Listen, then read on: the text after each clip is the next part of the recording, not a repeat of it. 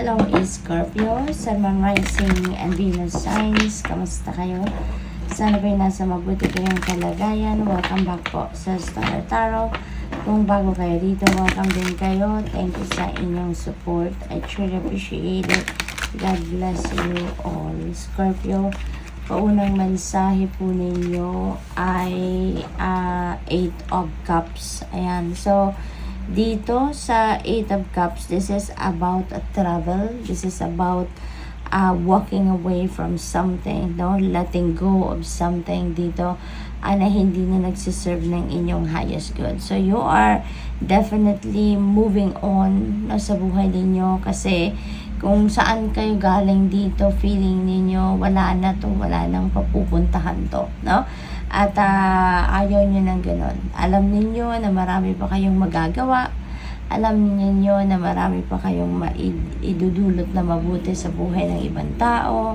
Yung ganun ba? Kaya you want to move on from this situation. At pupunta kayo sa lugar kung saan alam ninyo na doon ninyo makakamit ang mga wishes ninyo. Doon ninyo magagawa pa ang mga gusto pa ninyong gawin. We have the Lovers in reverse. Ayan. So, siguro may imbalance na nangyayari sa buhay ninyo. Maaari din na merong conflict, no? Ang iba sa inyo dito with other people. Maaari yung conflict na yan could be with someone that you have a relationship with. Baka person ninyo, baka kaibigan ninyo, magulang ninyo, kapatid ninyo. Yung ganun ba, no? Possible din na baka merong rough patch na pinagdadaanan kayo with your person, no? Yung asawa ninyo, mga ganong partner ninyo. So, possible na may ganong ganap dito, no? At what else? We have the Chariot. Moving on energy again. Si Chariot. So, kung ano man siguro yung, yung sitwasyon na hindi kayo nagkakausap or hindi kayo intindihan ng kung sino man dito sa Lovers energy, baka pag-uusapan nyo na yan. It's either pag-uusapan ninyo para magkaayos kayo or baka meron ditong pag-uusap at mauuwi sa hiwalayan, may maaring ganon. So, this is a general reading, so just take as it resonates po kasi hindi ito magra-resonate sa lahat. So, with the Chariot, this is a moving on energy then, and this is also about success. So, kung ano man ang papupuntahan ninyo, ano man ang next move na gagawin ninyo dito, Scorpio, you can expect success kasi aanuhin nyo to, pagpo-focusan ninyo to, you will be focused, determined, no? And you are going to make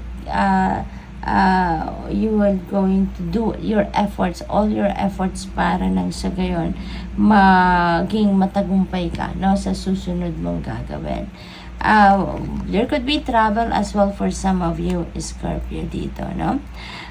We have the 8 of Swords in reverse. Ayan, so you are definitely are hopeful dito or is hopeful na magiging maayos ang inyong sitwasyon. So most likely, pick up ko dito with the 8 of Swords energy. This could be related talaga sa isang relationship.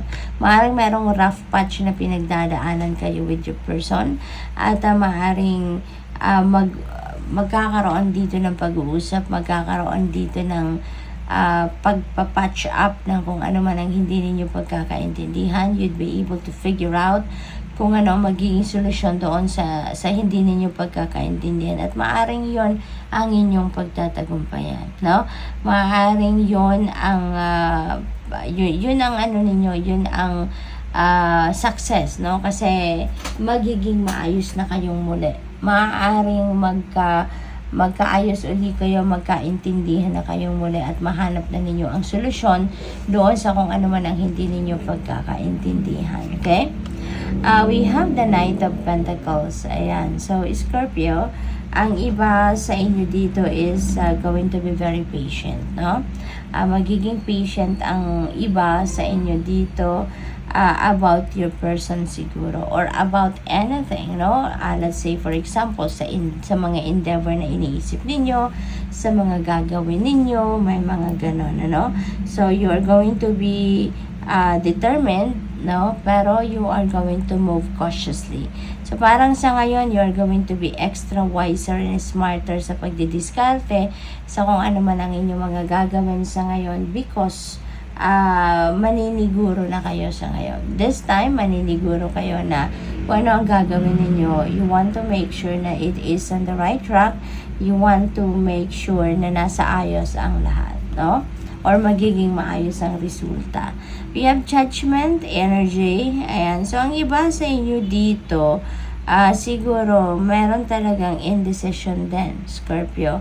Maaaring meron kayong gustong gawin, pero hindi pa rin kayo sigurado. Nagdadalawang isip pa rin kayo sa inyong desisyon.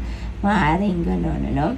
Kasi siguro dahil feeling down kayo, siguro dahil mababa, no? Low vibration kayo siguro ngayon, kaya mas lalong hindi kayo nakakapag-concentrate, lalong magulo ang isip ninyo.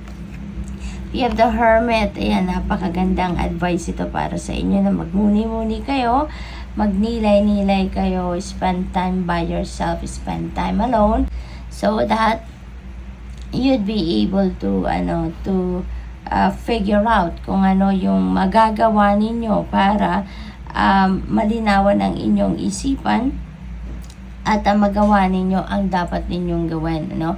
Kasi siguro nga naguguluhan kayo rito sa kung ano ang magiging decision ninyo. But go deep within you, no? And you will find the answers that you are seeking. You will find the enlightenment and clarity that you are seeking, okay? What else? We have nine of swords in reverse. Ayan. So, meron talaga kayong worries dito. Nanggagaling kayo sa pag-aalala, nanggagaling kayo sa anxiety, nanggagaling kayo sa takot, you know, but malalagpasan nyo na yan. You are going to let go of that anxiety, of fear, of worries, kasi nga, with the Hermit energy, no? So, most likely, gagawin nyo talagang mag-isip, magmuni-muni, magnilay-nilay, magdasalan. You'll be able to find the clarity that you need, no? That you are seeking. Kaya magkakaroon na kayo ng realization dito na it's about time na to let go your anxiety, your fear, your worries, at kung ano pa mga low vibration energy, no? Dahil alam ninyo, no, na hindi ito makakatulong sa inyo. So, good luck. Thank you for watching. Love and light. Namaste.